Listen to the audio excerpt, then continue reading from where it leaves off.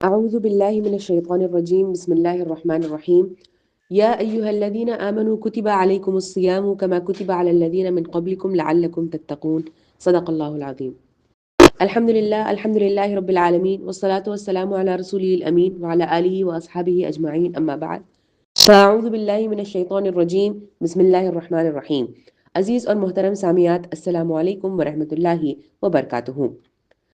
عزیز سامعین کرام، قرآن مجید میں بیان کیے گئے احکامات دنیا اور آخرت کی کامیابی کی ضمانت ہے۔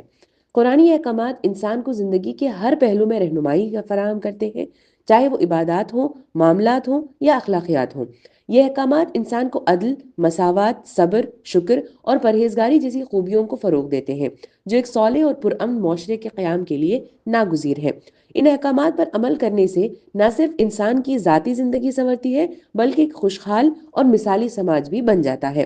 قرآن مجید کی تعلیمات پر عمل کرنا انسان کو اللہ تعالیٰ کے قریب لے جاتا ہے اور آخرت میں فلاح کا ذریعہ بنتا ہے۔ یہی وجہ ہے کہ قرآنی احکامات کی فضیلت بے شمار ہے اور ان پر عمل کرنا ہر مسلمان کے لیے ضروری ہے۔ چنانچہ آئیے آج ہم قرآن کے جس حکم کو سمجھنے کی کوشش کریں گے وہ ہے روزہ یعنی کہ صوم۔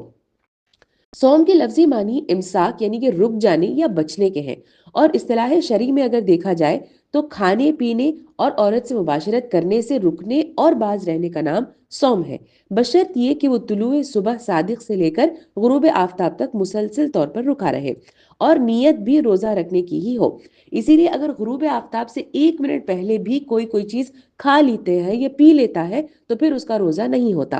ٹھیک اسی طرح اگر ان تمام چیزوں سے وہ سارے دن پرہیز کرتا ہے لیکن اس کی نیت روزہ رکھنے کی نہیں ہوتی تب بھی وہ روزہ نہیں ہوتا۔ عزیز سامعین، اسلام میں روزے کے مختلف اقسام ہیں جو نیت اور مقصد کے لحاظ سے مختلف ہے۔ ایک ہے فرض روزے۔ یہ وہ روزے ہیں جو ہر بالغ اور صحت مند مسلمان پر فرض ہے، جس میں سب سے پہلے آتے ہیں رمضان کے روزے۔ رمضان المبارک کے مہینے میں رکھے جانے والے روزے ہر مسلمان پر فرض ہیں۔ دوسرے اس میں آتے ہیں قضا کے روزے، کہ اگر کوئی روزہ کسی شرعی عذر کی وجہ سے چھوڑ دیتا ہے تو پھر اس کی قضا کرنا ضروری ہے، جو انشاءاللہ ہم آگے اپنے ڈسکشن میں لے کر آئیں گے۔ دوسرے قسم کے روزے ہیں واجب روزے۔ یہ وہ روزے ہیں جو کسی نظر، وعدہ یا کفارے کی وجہ سے انسان پر لازم ہو جاتے ہیں۔ اس میں ایک آتے ہیں نظر کے روزے، یعنی کہ اگر کوئی شخص کسی مقصد کے حصول کے لیے روزہ رکھنے کی منت مانتا ہے یا پھر نظر مانتا ہے تو پھر اسے پورا کرنا انسان پر واجب ہو جاتا ہے۔ دوسرا واجب روزوں میں آتے ہیں کفارے کے روزے، یعنی کوئی خاص گناہ یا شریعت کے خلاف ورزی کے طور پر کفارے روزہ رکھنا انسان پر لازم ہو جاتا ہے، جیسے قسم توڑنے پر ہے یا رمضان کا روزہ بلا وجہ چھوڑنے پر یا زہار کے لیے، تو پھر ایسے معاملات میں کفارے کا روزہ رکھا جائے گا اور یہ واجب روزوں میں شامل کیا جائے گا۔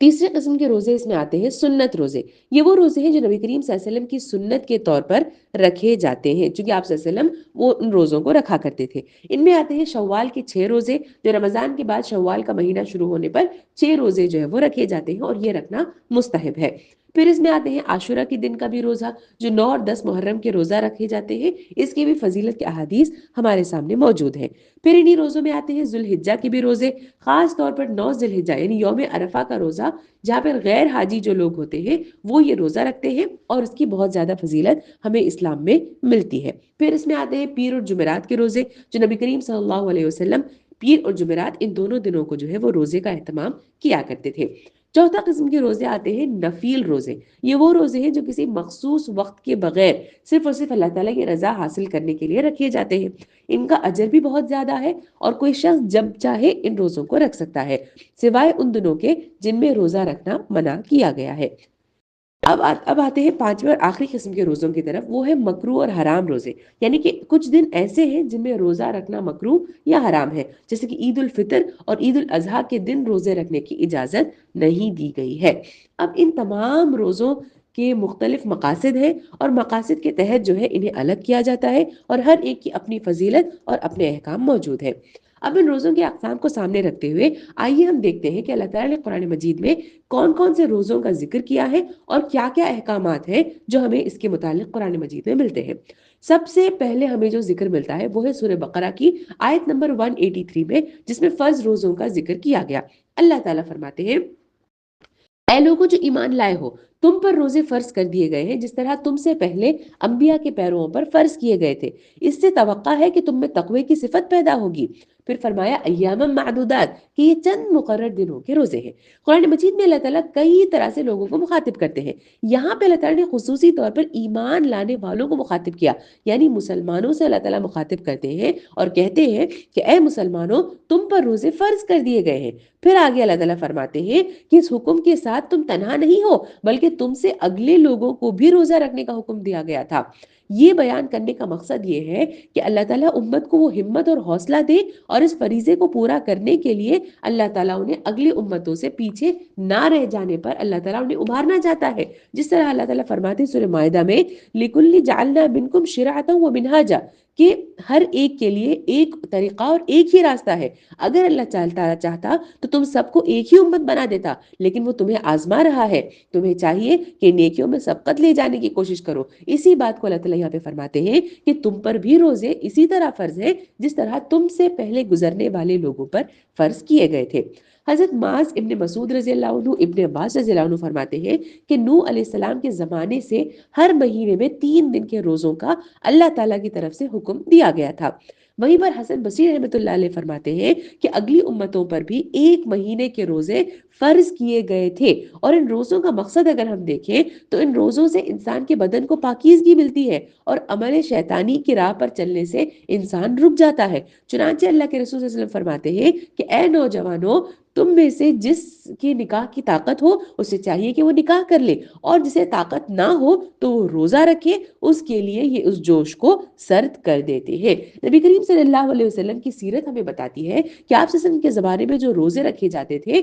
ان میں بھی اللہ تعالیٰ کے حکم کے ساتھ ساتھ تبدیلیاں لائی گئیں۔ مسند احمد کی روایت میں بیان کیا جاتا ہے کہ حضرت معاذ بن جبل رضی اللہ عنہ فرماتے ہیں کہ روزوں کی 3 حالتیں بدلی گئیں، یعنی نبی کریم صلی اللہ علیہ وسلم کے زمانے میں جب آپ صلی اللہ علیہ وسلم حیات تھے اس وقت 3 طرح کی تبدیلیاں اس میں لائی گئی۔ سب سے پہلی تبدیلی یہ ہے کہ جب نبی کریم صلی اللہ علیہ وسلم مدینہ آئے تو ہر مہینے 3 دن کے روزے رکھے جاتے تھے، جو میں نے آپ کے سامنے بیان کیا کہ نوح علیہ السلام کے زمانے سے ہر مہینے میں 3 دن کے روزے رکھے جاتے تھے، اور عاشورہ کا روزہ بھی رکھا جاتا تھا۔ اللہ تعالیٰ نے آیت نازل کری کتب علیکم الصیام، کہ تم پر روزے جو ہے وہ فرض کر دیے گئے ہیں، جس کے بعد رمضان کے روزوں کو مسلمانوں پر فرض کر دیا گیا۔ یہ پہلی تبدیلی آئی۔ دوسری تبدیلی یہ آئی کہ ابتدائی طور پر اللہ تعالیٰ نے جو حکم دیا تھا وہ یہ تھا کہ جو انسان چاہے وہ روزہ رکھے، اور جو نہ چاہے وہ روزہ نہ رکھے اور اس کے بدلے فدیہ دے دے۔ پھر اللہ تعالیٰ نے آیت نازل فرمائی کہ جو ہے تم پر روزے فرض کر دیے گئے ہیں، اور تم میں سے جو اس مہینے کو پائے اس مہینے کے روزے رکھے، یعنی کہ جو شخص رمضان کے مہینے میں قیام کی حالت میں ہو تو وہ روزہ رکھے، لیکن جو شخص مقیم نہ ہو، مسافر ہو، تندرست ہو، بیمار ہو تو اس پر روزہ رکھنا ضروری نہیں ہے۔ یہ دوسری طرح کی جو ہے تبدیلی اس میں آئی۔ پھر اس کے بعد تیسری قسم کی تبدیلی یہ آئی کہ ابتداء میں کھانا پینا اور عورتوں کے پاس آنا سونے سے پہلے یعنی رات کو سونے سے پہلے اگر یہ چیزیں کیے جائیں تو اس کی اجازت تھی، لیکن اگر انسان رات کو سو جائے اور اس کے بعد جب وہ صبح میں اٹھے تو اس کے لیے کھانا پینا اور جمع کے لیے اسے منع کیا گیا تھا۔ اس کے بعد یوں ہوتا ہے کہ ایک انصاری صحابی رضی اللہ عنہ جن کا نام سرما تھا، وہ دن بھر کام کاج کر کے رات کو تھکے ہارے گھر واپس آئے اور عشاء کی نماز ادا کی اور نیند انہیں آ گئی۔ دوسرے دن کچھ کھائے پیے بغیر ہی انہوں نے روزہ رکھا، لیکن حالت ان کی بہت زیادہ نازک ہو گئی تھی۔ تو اللہ کے رسول صلی اللہ علیہ وسلم نے ان سے پوچھا کہ آخر کیا بات ہے، تو انہوں نے سارا واقعہ بتا دیا۔ وہیں پر دوسری طرف ایک اور واقعہ جو ہے وہ حضرت عمر رضی اللہ عنہ کے ساتھ پیش آیا کہ انہوں نے سو جانے کے بعد جب وہ اٹھے تو اپنی بیوی سے جو ہے انہوں نے مباشرت کر لی، اور نبی کریم صلی اللہ علیہ وسلم کے پاس آ کر حسرت اور افسوس کے ساتھ انہوں نے اپنے قصور کا اقرار کیا۔ یہ دونوں واقعات کے بعد جو ہے اللہ تعالیٰ نے اگلی آیت نازل فرمائی کہ جو ہے مغرب کے بعد سے لے کر صبح صادق کے طلوع ہونے تک رمضان کی راتوں میں تم کھانے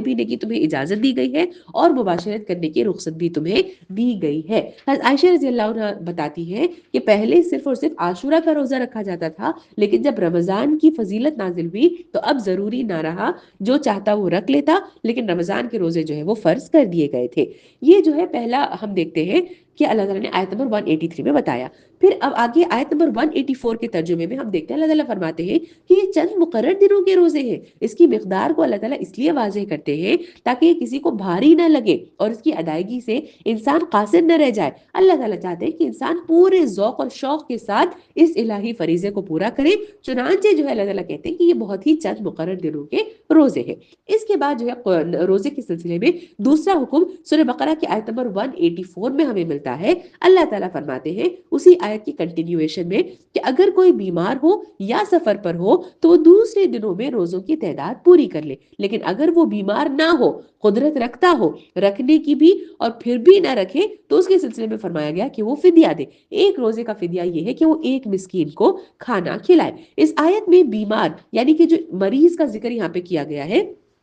اس سے جو ہے کئی مراد فقہاء کرام نے لیے ہیں۔ مریض سے مراد وہ شخص ہے جس کو روزہ رکھنے سے ناقابل برداشت تکلیف پہنچتی ہے یا مرض بڑھ جانے کا قوی اندیشہ ہوتا ہے، جس میں بوڑھے، ضعیف الامر لوگ بھی شامل ہوتے ہیں، عمر لوگ بھی شامل ہوتے ہیں، حاملہ عورتیں، دودھ پلانے والی عورتیں اور بیمار شخص بھی جو ہے اس بیمار میں شامل ہو جائے گا۔ مطلب یہ کہ جو شخص مقیم ہو، تندرست ہو، اس کے لیے یہ حکم نہیں ہے، بلکہ اسے تو روزہ رکھنا ہوگا۔ ہاں، لیکن ایسے بوڑھے، بڑے، کمزور لوگ جن میں روزہ رکھنے کی طاقت نہ ہو، انہیں روزہ نہ رکھنے کی اجازت دے دی گئی ہے، اور ساتھ ہی ان پر روزے کی قضا بھی ضروری نہیں ہے۔ البتہ فدیہ دینے کے سلسلے میں دو رائے پائی جاتی ہے۔ ایک رائے یہ ہے کہ چونکہ بوڑھے لوگوں میں روزہ رکھنے کی طاقت نہیں ہوتی، لہٰذا ان کی مثال ایک چھوٹے سے بچے کی سی ہے، چنانچہ نہ ان پر کفارہ ہے اور نہ ہی قضا، کیونکہ اللہ تعالیٰ کسی کو ان کی طاقت سے بڑھ کر تکلیف نہیں دیتا۔ البتہ اکثر علماء کرام جو ہے وہ دوسری رائے بتاتے ہیں، اور وہ یہ ہے کہ بھلے ہی جو ہے وہ روزہ نہ رکھیں، لیکن ان کے ذمہ کفارہ ہوگا، جن میں حضرت ابن عباس رضی اللہ عنہ بھی روایت کرتے ہیں اور امام بخاری رحمۃ اللہ علیہ بھی اس میں شامل ہے۔ اب اس آیت میں اللہ تعالیٰ نے بیمار کا ایک اور مطلب جو ہے،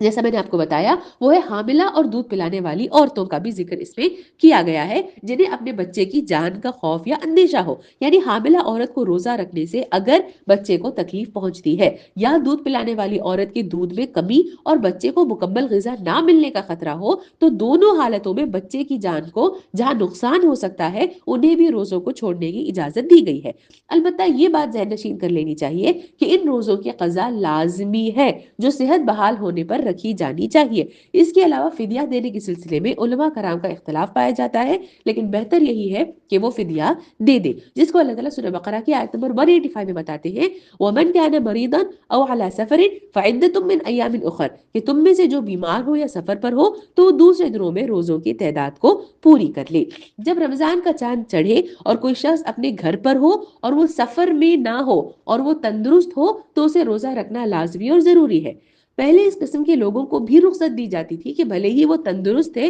تب بھی انہیں جو ہے اس بات کی اجازت تھی کہ جو ہے وہ چاہے تو روزہ رکھیں یا نہ رکھیں، اور اس کے بدلے وہ فدیہ دے دیں۔ یہاں پہ اللہ تعالیٰ بیمار اور مسافر کے لیے رخصت کا بیان کرتے ہیں کہ یہاں کہ یہ لوگ روزہ ان دنوں میں نہ رکھیں، لیکن بعد میں اس کی قضا پوری کر لیں۔ یہاں پر اللہ تعالیٰ نے سفر کا جو ذکر کیا ہے، تو اول تو ہمارے لیے یہ سمجھنا ضروری ہے کہ سفر کے لغوی معنی ہے وطن یا گھر سے باہر نکل جانا، لیکن روزے میں اگر رخصتی کی اگر ہم بات کریں تو صرف گھر سے نکل جانا شامل نہیں ہوتا، کیونکہ یہاں پر جو لفظ استعمال ہوا ہے وہ ہے اعلیٰ سفرن، کہ سفر کتنا طویل ہو قرآن میں اس کا ذکر ہمیں نہیں ملتا، لیکن نبی کریم صلی اللہ علیہ وسلم کے بیان اور صحابہ کرام سے جو ہے امام ابو حنیفہ رحمۃ اللہ علیہ اور بہت سے فقہاء کرام اس کی مقدار 3 منزل، یعنی وہ سفر جس کو انسان چلتے ہوئے 3 دنوں میں بآسانی پورا کر لیتا ہو، یہ اس کی مقدار بتائی گئی ہے۔ اور بعد میں جو ہے اس کا ڈسٹینس جو مقرر کیا گیا وہ فقہاء کرام نے میلوں کے حساب سے 48 میل، یعنی کہ اراؤنڈ تقریباً 77 کلومیٹرز کا فاصلہ انسان اگر طے کرتا ہو تب کہیں جا کر جو ہے اسے روزہ رکھنے کے روزے میں چھوٹ کی اجازت دی گئی ہے۔ دوسری چیز جو ذہن نشین رکھنی چاہیے وہ یہ کہ انسان جب اپنے وطن سے نکلتا ہے تو اس وقت تک مسافر رہتا ہے جب تک کہ وہ کسی جگہ ٹھہرے تھوڑی دیر کے لیے، اور اگر پھر چلتا ہو تو پھر جو ہے وہ پھر بھی مسافر مقرر کیا جائے گا۔ لیکن اگر وہ کسی جگہ پر قیام ہو جائے اور اس قیام کی مدت نبی کریم صلی اللہ علیہ وسلم کے بیان سے ثابت ہوتی ہے کہ 15 دن ہو، تو جو شخص کسی ایک مقام پر 15 دن کے لیے ٹھہرنے کی نیت رکھتا ہو تو پھر وہ اعلیٰ سفرین میں شامل نہیں کیا جائے گا، اس کے لیے رخصت نہیں ہے، بلکہ اسے بھی جو ہے وہ روزہ رکھنا ہوگا۔ یعنی کہ اگر 15 دن کے قیام کی نیت انسان کرے کہ میں کسی جگہ پہ جا رہا ہوں اور وہاں پر 15 دن رکنے والا ہوں تو روزے کے چھوٹ کی اجازت نہیں ہے، البتہ 15 دن سے کم اگر ہو تو روزے کی چھوٹ کی اجازت دی گئی ہے۔ سفر کے متعلق علماء کرام کا کہنا یہ ہے کہ وہ چاہے تو سفر میں روزہ رکھے یا نہ رکھے، وہ جو چاہے کر سکتے ہیں۔ ماہ رمضان میں جب نبی کریم صلی اللہ علیہ وسلم سفر پر نکلتے تو بعض لوگ ان میں سے روزہ رکھتے، بعض صحابہ کرام، اور کچھ جو ہے وہ روزہ نہ رکھتے۔ بس ابو دردہ رضی اللہ عنہ بیان کرتے ہیں کہ رمضان المبارک میں سخت گرمی میں ہم نبی کریم صلی اللہ علیہ وسلم کے ساتھ سفر میں تھے، گرمی کی شدت کی وجہ سے ہم سر پر ہاتھ رکھے اور پھر جو ہے پھر رہے تھے، اور ہم میں سے کوئی بھی روزے سے نہ تھا سوائے نبی کریم صلی اللہ علیہ وسلم اور عبداللہ بن رواحہ رضی اللہ عنہ کے۔ ایک اور حدیث میں آتا ہے کہ آپ صلی اللہ علیہ وسلم سے سفر میں روزے کے متعلق جب پوچھا گیا تو آپ صلی اللہ علیہ وسلم نے فرمایا کہ جو روزہ توڑ دے اس نے اچھا کیا، اور جو نہ توڑے اس پر کوئی گناہ کی بات نہیں ہے۔ اسی بات کو ایک اور حدیث میں فرمایا کہ اللہ تعالیٰ کی رخصتوں کو جو اللہ تعالیٰ نے تمہیں دی ہے تم انہیں لے لو، یعنی جب اللہ تعالیٰ نے رخصت دیا ہے کہ سفر پر ہو اور اس پر تم روزے نہ رکھ سکتے ہو تو نہ رکھو، تو پھر اس رخصت کی تم اس رخصت کی سے فائدہ اٹھاؤ اور روزہ نہ رکھو۔ اس سے معلوم ہوتا ہے کہ سفر کی حالت میں روزہ رکھنا یا نہ رکھنا کسی کا بھی ایک دوسرے پر کوئی فضیلت نہیں ہے۔ حضرت حمزہ بن عمرو سلامی رضی اللہ عنہ نے ایک مرتبہ آپ صلی اللہ علیہ وسلم سے کہا کہ یا رسول اللہ، میں روزے اکثر رکھا کرتا ہوں، تو کیا اجازت ہے کہ سفر میں بھی میں روزہ رکھ لیا کروں؟ اس پر آپ نے فرمایا کہ اگر تم چاہو تو تم اس بات کا روزہ رکھ سکتے ہو۔ ایک اور بات جو ہمیں ذہن میں رکھنی چاہیے وہ یہ کہ بعض لوگ فقہاء کرام کہتے ہیں کہ اگر روزہ بھاری پڑتا ہو تو افطار کرنا افضل ہے، یہ بات جو ہے ہمیں ملتی ہے۔ حضرت جابر رضی اللہ عنہ سے روایت ہے کہ رسول اللہ صلی اللہ علیہ وسلم نے ایک شخص کو دیکھا کہ اس پر سایہ کیا گیا، پوچھا یہ کیا بات ہے؟ تو لوگوں نے بتایا کہ یہ شخص روزے سے ہے۔ آپ نے فرمایا کہ سفر میں روزہ رکھنا کوئی نیکی نہیں ہے، یعنی کوئی افضل نہیں ہے کہ سفر کے درمیان بھی انسان روزہ رکھے۔ اب جو روزے بیمار یا مریض یا سفر پر رہنے والوں کو چھوٹ جاتے ہیں انہیں فدیہ دینے کا حکم دیا گیا ہے، جس میں ایک روزے کا فدیہ بتایا گیا، ایک مسکین کو کھانا کھلانا ہے۔ حضرت انس بن مالک رضی اللہ عنہ کے متعلق ذکر کیا جاتا ہے کہ ان کے بڑھاپے کے آخری دنوں میں سال 2 سال تک وہ روزے نہیں رکھ پائے اور اس روزے کے بدلے ایک مسکین کو وہ روٹی گوشت کھلایا کرتے تھے، تو 30 دنوں کے لیے 30 مسکینوں کو وہ روٹی گوشت جو ہے کھلایا کرتے تھے، یہ بات ہمیں ملتی ہے۔ اب اگر اس کی قیمت کے متعلق ہم بات کریں تو ایک روزے کا فدیہ نصف سا گندم، یا پھر اس کی قیمت جو ہے وہ نصف سا سے تقریباً، جسے پونے 2 سیر کہا جاتا ہے، ایک سیر تقریباً 1 کلو ہوتا ہے، تو پونے 2 سیر جو ہے تقریباً 2 کلو سے کم 1.5 کلو کے قریب کا جو گندم ہے اس کی بازاری قیمت معلوم کی جانی چاہیے، اور اس سے کسی غریب یا مسکین کو مالکانہ طور پر دیا جانا چاہیے یہ فدیہ، بشرط یہ کہ یہ پیسہ کسی مسجد، مدرسے کی خدمت یا معاوضے کے لیے نہ دیا گیا ہو، یعنی کہ یہ خصوصی طور پہ یہ پیسوں کا استعمال جو ہے یہ فدیہ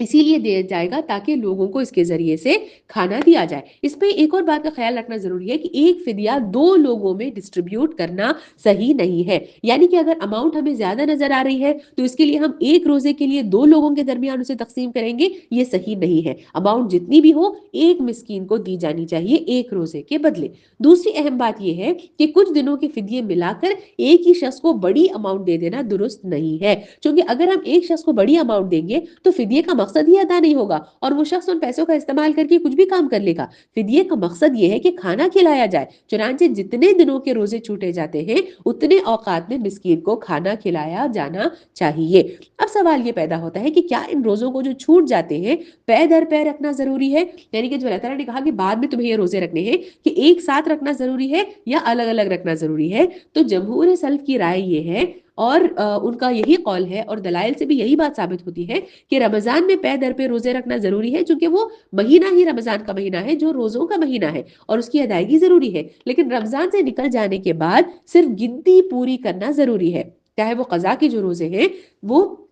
انسان اگر چاہے تو ایک ساتھ انہیں رکھ لے یا پھر آہستہ آہستہ جو ہے بریکس لیتے ہوئے ان روزوں کو مکمل کرے، لیکن بہرحال وہ ان روزوں کو مکمل کرنے کی کوشش کرے۔ گویا کہ اسلام ایک ایسا مذہب ہے جو انسانوں کے لیے آسانی پیدا کرنا چاہتا ہے، مشکلات پیدا کرنا نہیں چاہتا۔ اللہ تعالیٰ فرماتے ہیں ان دین یسر، کہ دین اسلام آسان ہے۔ پھر ایک اور حدیث میں اللہ کے رسول فرماتے ہیں کہ لوگوں آسانی کرو، سختی نہ کرو، تسکین دو، نفرت نہ دلاؤ، پھر ایک اور حدیث میں بتایا کہ جب اللہ کے رسول صلی اللہ علیہ وسلم معاذ رضی اللہ عنہ اور ابو موسیٰ رضی اللہ عنہ کو یمن کی طرف بھیج رہے تھے تو فرمایا کہ تم دونوں خوشخبریاں دینا، نفرت نہ دلانا، آسانیاں کرنا، سختیاں نہ کرنا، اور آپس میں اتفاق سے رہنا، اختلاف نہ کرنا۔ یعنی کہ اسلام جو ہے وہ آسانی کے لیے آیا ہے، اور جو ہے اس میں آسانی سے جو ہے لوگوں کے لیے اس بات کی اجازت دے دی گئی ہے۔ اس آیت میں اللہ تعالیٰ نے روزے کے ان احکام کے ذریعے سے مریض اور مسافر کو رخصت دی ہے کہ انہیں معذور سمجھنا اس لیے ہے کیونکہ اللہ تعالیٰ امت محمدیہ کے ساتھ نرمی کرنا چاہتے ہیں، سختی کرنا نہیں چاہتے۔ چنانچہ ہمیں اللہ تعالیٰ کی اس حکم پر، اس کی رحمت پر اور اس کی ہدایت پر اللہ تعالیٰ کا ذکر کرنا چاہیے اور اس کا شکر ادا کرنا چاہیے۔ یہ دوسرا حکم ہو گیا۔ تیسرا حکم ہمیں ملتا ہے سورہ بقرہ کی آیت نمبر 196 میں۔ یہ تیسرا حکم قرآن میں روزے کے سلسلے میں ہمیں ملتا ہے حج اور عمرے کے متعلق۔ اللہ تعالیٰ فرماتے ہیں اللہ کی خوشنودی کے لیے جب حج اور عمرے کی تم نیت کر لو تو اسے پورا کرو، اور اگر کہیں گر جاؤ تو جو قربانی میسر آ جائے اللہ کے جناب میں پیش کرو، اور اپنے سر نہ منڈو جب تک کہ قربانی اپنی جگہ نہ پہنچ جائے، مگر جو شخص مریض ہو یا جس کے سر میں کوئی تکلیف ہو اور اس بنا پر وہ اپنا سر منڈوا لے تو اسے چاہیے کہ فدیے کے طور پر وہ روزہ رکھے یا صدقہ دے یا قربانی ادا کرے۔ یہ آیت اللہ تعالیٰ نے چونکہ صلح حدیبیہ میں نازل ہوئی تھی، جس میں آپ صلی اللہ علیہ وسلم صحابہ کرام کے ساتھ عمرے کی نیت کے ساتھ احرام باندھے ہوئے تھے اور جو ہے مکے کی طرف روانہ ہوئے تھے، لیکن کفار مکہ نے نبی کریم صلی اللہ علیہ وسلم کو مکہ میں داخل ہونے سے منع فرمایا اور عمرہ ادا کرنے سے بھی روک لیا۔ اس پر یہ حکم نازل ہوا کہ احرام کا فدیہ جو ہے وہ قربانی ادا کرنا ہے، چاہے وہ بکری ہو، گائے ہو، اونٹ ہو، جو بھی تمہیں آسانی ہو اس کی قربانی جو ہے وہ ادا کی جائے۔ لیکن اس کے فوراً بعد جو بات کہی گئی وہ یہ ہے کہ احرام اگر کھولے، یعنی شرعی طور پر انسان اگر اپنے سر کے بال منڈوائے یا کٹوائے، یعنی کہ انسان جب احرام پہنتا ہے تو اس پر کچھ حدود لازم ہوتے ہیں، یہ بات ہم جانتے ہیں، اور ان میں سے ایک حد یہ بھی ہے کہ بال خواہ وہ سر کے ہوں یا جسم کے کسی بھی حصے کے بال ہوں وہ بال ٹوٹنے نہیں چاہیے۔ لیکن اگر کسی کو بیماری کے سبب یا سر میں ہو یا بدن میں ہو یا کسی دوسرے حصے میں اسے بال منڈوانا اس کی مجبوری ہو، یعنی عمرہ ختم ہونے سے پہلے، حج ختم ہونے سے پہلے اگر وہ بال منڈوائے یا پھر اس کے سر میں جوئیں پیدا ہو جائیں جس کی وجہ سے اسے تکلیف ہو رہی ہو، تو ایسی صورتحال میں بال منڈوانا بقدر ضرورت جائز کیا گیا ہے۔ لیکن اس کا فدیہ اور بدلہ یہ ہے کہ انسان روزہ رکھے، صدقہ دے یا قربانی کرے۔ روزے اور صدقے کے لیے اللہ تعالیٰ نے کوئی جگہ متعین نہیں کی ہے۔ قرآن کے الفاظ میں تو صرف کہا گیا کہ روزہ رکھنا ہے، لیکن حدیث مبارکہ میں آتا ہے کہ اللہ کے رسول صلی اللہ علیہ وسلم نے کعب بن عجرہ رضی اللہ عنہ کو ایسی حالت میں فرمایا کہ 3 دن کے روزے رکھیں یا 6 مسکینوں کو آدھا سا گندم بطور صدقہ ادا کریں۔ یعنی اسی احرام کی حالت میں جو ہے اگر تمہارے بال تم نے منڈوا لیے تو اس کے بدلے 3 دن کے روزے رکھنے ہوں گے۔ پھر اس کے بعد اسی احرام کی حالت میں اگر کوئی شکار کرے، کیونکہ شکار سے بھی منع کیا گیا ہے، تو جو شخص احرام کی حالت میں شکار کرتا ہے تو اس کے سلسلے میں اللہ تعالیٰ نے روزے کا حکم سورہ مائدہ کی آیت نمبر 95 میں دیا کہ اے لوگوں جو ایمان لائے ہو، احرام کی حالت میں شکار نہ مارو، اگر تم میں سے کوئی جان بوجھ کر ایسا کر گزرے تو وہ جانور جو اس نے مارا ہو اسی کے ہم پلہ ایک جانور اسے مویشیوں میں سے نظر دینا ہوگا، جس کا فیصلہ تم میں سے 2 عادل لوگ کریں گے، اور یہ نذرانہ کعبہ پہنچایا جائے گا، یا نہیں تو اس گناہ کے کفارے میں چند مسکینوں کو کھانا کھلائیں گے یا اس کے بقدر روزے رکھنے ہوں گے تاکہ وہ اپنے کیے کا مزہ چکے۔ اس آیت میں اللہ تعالیٰ حکم دے رہے ہیں کہ اگر احرام کی حالت میں تم نے شکار کر لیا تو اس کے کفارے میں یا تو وہی جانور کی تمہیں نظر کرنی ہوگی، اور اگر نہیں تو سب سے پہلے جانور کی کیا قیمت ہے اسے معلوم کیا جائے، اس کے بعد ایک مسکین کو نصف سا غلہ کے مطابق کتنے مسکینوں کو جتنی اماؤنٹ جمع ہوئی ہے اس اماؤنٹ میں کتنے مسکینوں کو کھانا دیا جا سکتا ہے، غلہ دیا جا سکتا ہے، وہ کیلکولیٹ کر دیا جائے، اور اس کے بعد اتنے مسکینوں کو کھانا کھلایا جائے، یا پھر اتنے روزے جو نمبر کیلکولیٹ کیا گیا ہے مسکینوں کا اتنے روزے جو ہے وہ رکھے۔ اس سے احرام کی پاسداری اور اس کی حرمت واضح ہو جاتی ہے کہ عمرہ یا حج کی نیت ہو اور کسی وجہ سے بال منڈوانا پڑے تو اس کے بدلے فدیہ دینے کے آپشنز دیے گئے ہیں، جن میں سے ایک یہ ہے کہ 3 دنوں کے روزے رکھے جائیں۔ یہ ہے وہ تیسرا حکم جو روزے کے سلسلے میں ہمیں قرآن مجید میں ملتا ہے۔ اس کے بعد چوتھا حکم جو قرآن مجید میں آیا ہے وہ اسی حج اور قربانی کے سلسلے میں، حج اور عمرہ کے سلسلے میں ہمیں ملتا ہے۔ اللہ تعالیٰ فرماتے ہیں کہ جو شخص تم میں سے حج کا زمانے تک آئے اور عمرے کا فائدہ اٹھائے وہ حسب قدر قربانی ادا کرے، اور اگر قربانی میسر نہ ہو تو 3 روزے حج کے زمانے میں اور 7 روزے گھر پہنچ کر اس طرح پورے 10 دنوں کے روزے رکھ لے۔ یہ رعایت ان لوگوں کے لیے ہے جن کے گھر بار مسجد حرام کے قریب نہ ہو۔ یہاں پہ اللہ تعالیٰ نے ان لوگوں کا ذکر کیا ہے جو حج قران یعنی کہ ایک ہی احرام میں حج بھی کرتے ہیں عمرہ بھی کرتے ہیں، یا حج تمتع یعنی عمرہ کے لیے ایک احرام پہنتے ہیں، پھر جاتے ہیں عمرہ کرتے ہیں، پھر اس کے بعد اپنا احرام اتارتے ہیں، پھر حج کے لیے واپس سے احرام باندھتے ہیں۔ اکثر ہندوستان سے ہم جو لوگ جاتے ہیں میجورٹی طور پر حج تمتع کرتے ہیں۔ ان کے متعلق کہا گیا کہ اگر حج کے بعد چونکہ قربانی ادا کرنا لازم ہے، اگر وہ قربانی نہیں دے سکے، کیونکہ قربانی حج کا ایک اہم حصہ ہے جو یوم النحر یعنی کہ 10 ذوالحجہ کو کیا جاتا ہے، یہ قربانی اگر نہیں دے پائیں تو اس کے کئی سارے وجوہات ہو سکتے ہیں۔ پہلے زمانے میں لوگ دور دراز سے سفر کیا کرتے تھے، کچھ اپنے ساتھ اپنے جانور بھی لے کر آیا کرتے تھے، کبھی کبھار لمبی مسافت کی وجہ سے ان کا جانور مر جاتا، یا پھر پہلے زمانے میں آج کی طرح پرائیویٹ یا گورنمنٹ کی طرف سے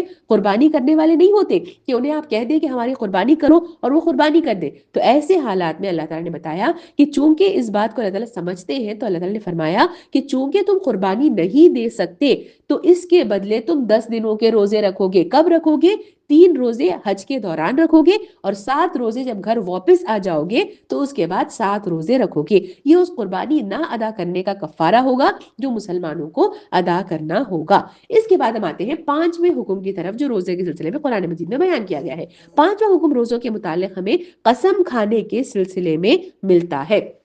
اللہ تعالیٰ فرماتے ہیں کہ تم لوگ جو محمل قسمیں کھا لیتے ہو تو ان پر اللہ تعالیٰ کی گرفت نہیں ہے، مگر جو قسمیں تم جان بوجھ کر کھاتے ہو اس پر وہ ضرور تم سے مواخذہ کرے گا۔ ایسی قسم توڑنے کا کفارہ یہ ہے کہ 10 مسکینوں کو اوسط درجے کا کھانا کھلاؤ، اور جو تم اپنے بال بچوں کو کھلاتے ہو، یا انہیں کپڑے پہناؤ یا ایک غلام کو آزاد کرو، اور جو اس کی استطاعت نہ رکھتے ہو تو وہ 3 دن کے روزے رکھے۔ یہ تمہاری قسموں کا کفارہ ہے جبکہ تم قسم کھا کر توڑو۔ اپنی قسموں کی حفاظت کرو، اس طرح اللہ تعالیٰ اپنے احکام تمہارے لیے واضح کرتا ہے، شاید کہ تم شکر ادا کرو۔ یہاں پہ اللہ تعالیٰ نے قسم کے متعلق کفارے کا ذکر کیا ہے کہ جو انسان جانتے بوجھتے ہوئے پھر بھی جھوٹی قسم کھاتا ہے۔ مثال کے طور پر ایک شخص قسم کھاتا ہے کہ میں فلاں کام آئندہ کروں گا یا میں فلاں کام آئندہ نہیں کروں گا، اور پھر اس قسم کو توڑ دیتا ہے، یعنی وہ کام نہیں کرتا جس کا اس نے قسم کھائی تھی، تو اس کے بدلے اللہ تعالیٰ نے اسے اختیار دیا ہے کہ اس کفارے کو وہ ادا کرے۔ یعنی اول یا تو وہ 10 مسکینوں کو جو ہے وہ اوسط درجے کا کھانا کھلائے، جو صبح اور شام 2 وقت کا کھانا ہو، یا پھر جو ہے 10 مسکینوں کو بقدر سطر پوشی ان کو کپڑا دیا جائے، جیسے کہ پیجامہ ہو، تہبند ہو یا لمبا کرتا ہو، یا کوئی مملوک غلام کو آزاد کر دیا جائے۔ لیکن اگر وہ ان تینوں میں سے کوئی کام نہ کر سکتا ہو چونکہ وہ مالی کفارہ ادا نہیں کر سکتا، تو پھر اس کے لیے کہا گیا ہے کہ وہ 3 دنوں کے روزے رکھے۔ 3 دنوں کے روزے جو ہے کچھ روایات میں آتا ہے کہ پے در پہ رکھنے کا حکم دیا گیا ہے، چنانچہ یہ 3 روزے جو ہے وہ مسلسل بھی ہونا چاہیے، یعنی ایک ساتھ ایک روزہ رکھے پھر اس کے بعد جو ہے کچھ بریک لیا پھر دوسرا روزہ رکھا، ایسا نہیں، بلکہ 3 دن کے روزے مسلسل طور پر رکھنے ہوں گے اگر کسی نے اپنی قسم توڑی ہو۔ اس کے بعد 6واں حکم جو ہمیں ملتا ہے وہ ہے روزوں کا جو قتل کے سلسلے میں دیا گیا ہے۔ اللہ تعالیٰ فرماتے ہیں قرآن مجید میں سورہ نساء کی آیت نمبر 92 میں کہ کسی مومن کا یہ کام نہیں ہے کہ دوسرے مومن کو قتل کرے الا یہ کہ اس سے کوئی چوک ہو جائے، اور جو شخص کسی مومن کو غلطی سے قتل کر دے تو اس کا کفارہ یہ ہے کہ ایک مومن کو غلامی سے آزاد کرے اور مقتول کے وارثوں کو خون بہا دے، الا یہ کہ وہ خون بہا معاف کر دے۔ لیکن اگر وہ مسلمان مقتول کسی ایسی قوم سے تھا جس سے تمہاری دشمنی ہو تو اس کا کفارہ ایک مومن غلام کو آزاد کرنا ہے۔ اگر وہ ایسی کسی غیر مسلم قوم کا فرد تھا جس سے تمہارا معاہدہ ہو تو اس کے وارثوں کو خون بہا دیا جائے اور ایک مومن غلام کو آزاد کر دیا جائے۔ پھر جو غلام نہ پائے تو پھر وہ پے در پہ 2 مہینے کے روزے رکھے۔ یہ اس گناہ پر اللہ سے توبہ کرنے کا طریقہ ہے اور اللہ تعالیٰ علیم اور دانا ہے۔ یہاں پہ اللہ تعالیٰ نے انسانی جان کی اہمیت کو واضح کر دیا ہے کہ قتل کرنے کی اسلام میں قطعاً کوئی اجازت نہیں ہے۔ قرآن کی وہ آیت بھی ہمارے سامنے ہے جس کے ایک انسان کا قتل ایسا ہے گویا کہ ساری انسانیت کا قتل کر دیا جائے، اور ایک انسان کی جان بچانا ایسا ہے گویا کہ سارے انسانیت کی جان بچا لی جاتی ہے۔ اسی لیے انجانے میں، غلطی میں، بائی مسٹیکلی بھی اگر انسان کہے کہ اس سے قتل کا فعل سرزد ہو گیا ہے تو یقیناً اس کے لیے کفارہ بتایا گیا ہے، جو نہ کرنے پر بھی 2 سے 3 دنوں کے نہیں بلکہ 2 مہینوں کے روزے لگاتار رکھنے ہوں گے۔ اللہ تعالیٰ یہاں پہ بتاتے ہیں چونکہ انسان کی قتل کوئی چھوٹی بات نہیں ہے، تو یہ اگلا حکم ہمیں ملتا ہے قتل کے سلسلے میں کہ 2 مہینے کے پے در پہ روزے رکھنے ہوں گے۔ آخری حکم جو ہمیں ملتا ہے وہ سورہ مجادلہ کی آیت نمبر 4 میں جو ہے روزے کا حکم آیا ہے، جو زہار کے سلسلے میں ہے۔ زہار جو ہے وہ ایک زمانے جاہلیت کی رسم تھی، اس میں شوہر اپنی بیوی کو اپنی ماں کے ساتھ تشبیہ دے دیا کرتا تھا کہ اسے اپنے اوپر حرام کر لیتا۔ مثال کے طور پر اگر کوئی شوہر اپنی بیوی سے کہے کہ تم مجھ پر میری ماں کی پشت کی طرح ہو، یعنی میری ماں کی طرح ہو، تو پھر وہ زہار کہلائے گا اور اس کے بعد وہ عورت اس کے لیے حرام ہو جائے گی۔ اسلام میں جو ہے اس رسم کو سخت ناپسندیدہ قرار دیا گیا ہے، کیونکہ یہ بیوی کے حقوق کی پامالی اور ازدواجی زندگی میں ناانصافی کا سبب بنتی ہے، اسی لیے زہار کی ممانعت جو ہے ہمیں ملتی ہے۔ چنانچہ اللہ تعالیٰ سورہ مجادلہ کی آیت نمبر 3 اور 4 میں ارشاد فرماتے ہیں کہ جو لوگ اپنی بیویوں سے زہار کریں پھر اپنی اس بات سے رجوع کریں جو انہوں نے کہی تھی، تو قبل اس کے کہ دونوں ایک دوسرے کو ہاتھ لگائیں ایک غلام آزاد کرنا ہوگا۔ اس سے تم کو نصیحت کی جاتی ہے اور جو کچھ تم کرتے ہو اللہ سے باخبر ہے، اور جو شخص غلام نہ پائے تو وہ 2 مہینے کے پے در پے روزے رکھے قبل اس کے کہ دونوں ایک دوسرے کو ہاتھ لگائیں، اور جو کچھ اس پر بھی قادر نہ ہو تو 60 مسکینوں کو کھانا کھلائے۔ یعنی اللہ تعالیٰ نے یہاں پہ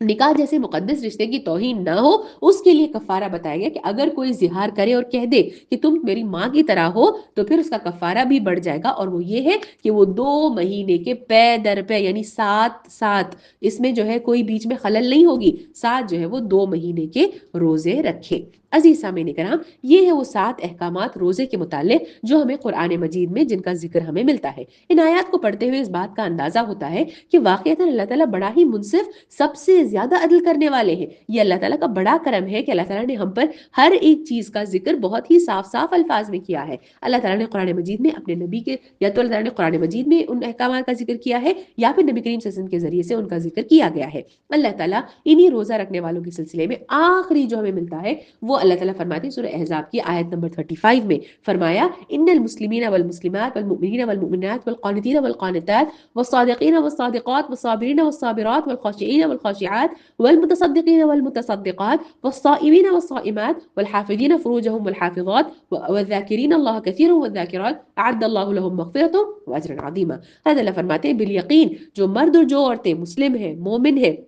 مطیع فرمان ہے، راست باز ہے، صابر ہیں، اللہ کے آگے جھکنے والے ہیں، صدقہ دینے والے ہیں، روزہ رکھنے والے ہیں، اپنے شرمگاہوں کی حفاظت کرنے والے ہیں اور اللہ کو کثرت سے یاد کرنے والے ہیں، اللہ نے ان کے لیے مغفرت اور بڑا اجر مہیا کر رکھا ہے۔ یعنی کہ روزے داروں کا شمار بھی ان لوگوں میں کیا گیا جن کے لیے اللہ تعالیٰ نے بڑا انعام تیار کر رکھا ہے۔ ان ساری باتوں کو سامنے رکھنے کے بعد اللہ تعالیٰ کی ہم احسانات کو ہم جو ہے سمجھنے کی کوشش کریں اور جو ہے احکامات کو ہم پڑھیں، تبھی تو ہمیں سمجھ میں آئے گا کہ قرآن مجید میں اللہ تعالیٰ نے جو ہے کتنے سارے احکامات جو ہے روزے کے متعلق اکثر جو ہے ہم ایک ہی حکم جاتے ہیں کہ روزہ فرض کر دیا گیا ہے، لیکن ہم دیکھتے ہیں کہ 7 مختلف طور پر جو ہے احکامات قرآن میں دیے گئے ہیں۔ اللہ رب العالمین سے دعا ہے کہ اللہ تعالیٰ ہمیں قرآنی احکامات پر جو ہے تدبر کرنے، تفکر کرنے، غور و فکر کرنے کی اللہ تعالیٰ ہمیں توفیق عطا فرمائے۔ اللہ تعالیٰ ہمیں روزہ رکھنے کی توفیق عطا فرمائے، رمضان کے مہینے میں اس روزے کے ذریعے سے ہماری مغفرت فرمائے، اور اللہ تعالیٰ ہمیں کہنے سننے سے زیادہ عمل کرنے کی توفیق عطا فرمائے۔ آمین۔ وآخر دعوانا الحمد للہ رب العالمین۔ والسلام علیکم ورحمۃ اللہ وبرکاتہ۔